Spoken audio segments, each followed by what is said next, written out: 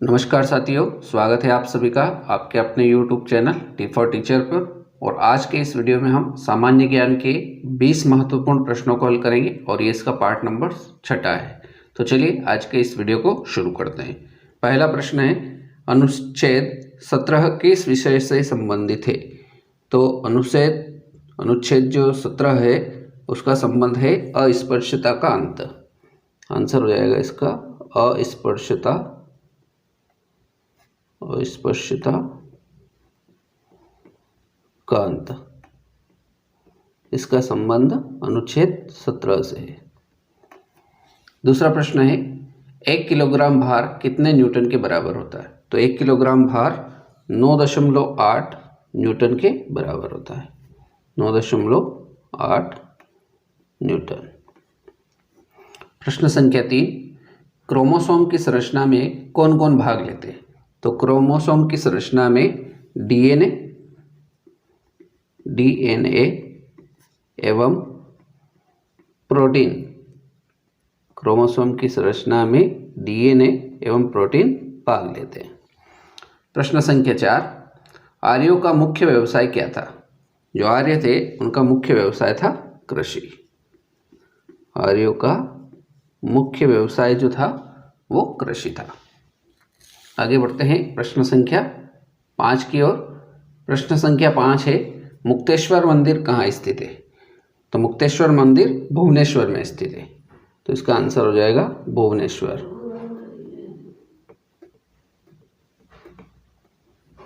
मुक्तेश्वर मंदिर कहाँ स्थित है? भुवनेश्वर में।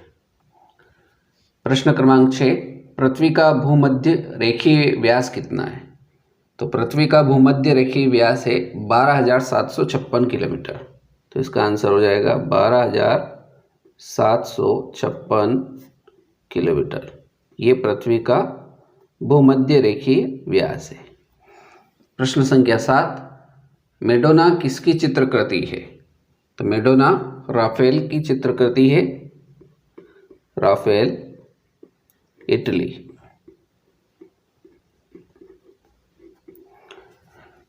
प्रश्न क्रमांक 8, साइलेंट वैली किस राज्य में है? साइलेंट वैली को मौन घाटी भी कहते हैं और ये है केरल में। तो साइलेंट वैली केरल में स्थित है, केरल राज्य में। प्रश्न संख्या 9, हैजा के जीवाणु की खोज किसने की थी? हमको बताना है कि हैजा के जो जीवाणु है उसकी खोज किसने की थी? तो ये की थी रॉबर्ट कोच ने। तो इसका आंसर हो जाएगा रॉबर्ट कोच। रॉबर्ट कोच ने हैजा के जीवाणु की खोज की थी। प्रश्न संख्या 10, भारत की किस पंचवर्षीय योजना में राष्ट्रीय आय की वृद्धि दर न्यूनतम रही? तो हमको बताना है कि भारत की ऐसी कौन सी पंचवर्षीय योजना है जिसमें राष्ट्रीय आय की वृद्धि सबसे न्यूनतम रही? तो ये रही तृतीय पंचवर्षीय योजना में। तो इसका आंसर हो जाएगा तृतीय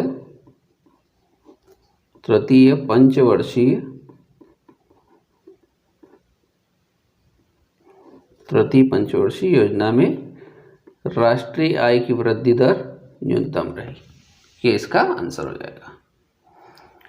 प्रश्न क्रमांक 11, ऋग्वेद में किस अपराध का सबसे अधिक उल्लेख किया गया है? तो ऋग्वेद में सबसे अधिक उल्लेख जो किया गया है वो पशुओं की चोरी के ऊपर किया गया है।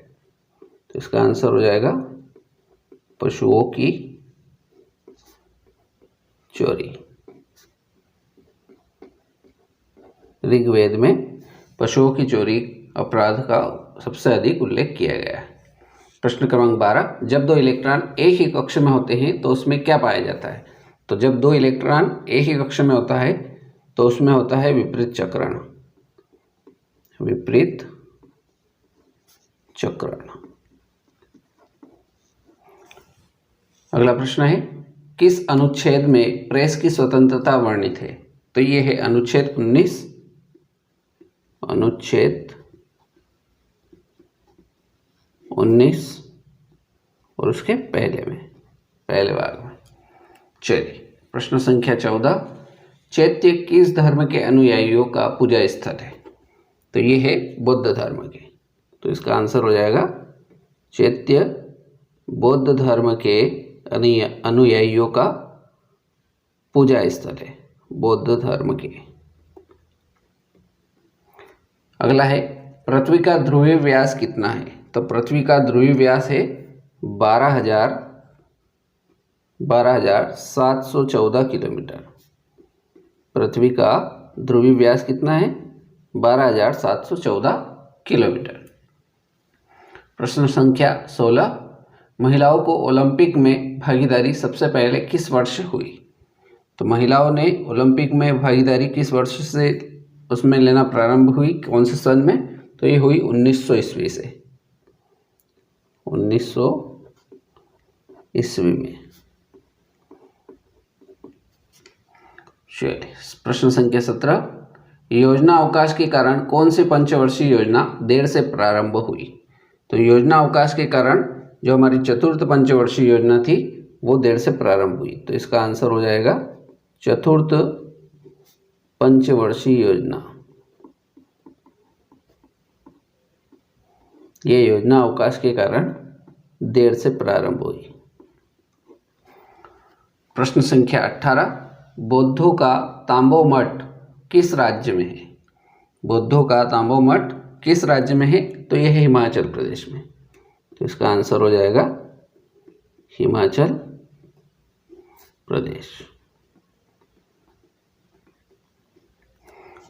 अगला प्रश्न है राष्ट्रीय हिंदी दिवस कब मनाया जाता है? हिंदी दिवस कब मनाया जाता है?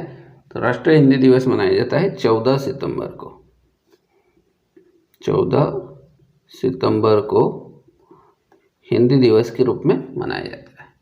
और आज के इस वीडियो का हमारा अंतिम प्रश्न, प्रश्न संख्या 20, पुलकेशिन द्वितीय ने हर्षवर्धन को पराजित कर कौन सी उपाधि धारण की थी? तो ये धारण की थी उपाधि परमेश्वर की।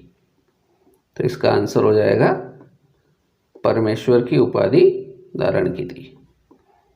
तो आज के इस वीडियो में हमने 20 सामान्य ज्ञान के महत्वपूर्ण प्रश्नों को हल किया। उम्मीद करता हूँ वीडियो आपको अच्छा लगा हो। मिलते हैं नेक्स्ट वीडियो में। जय हिंद, जय भारत।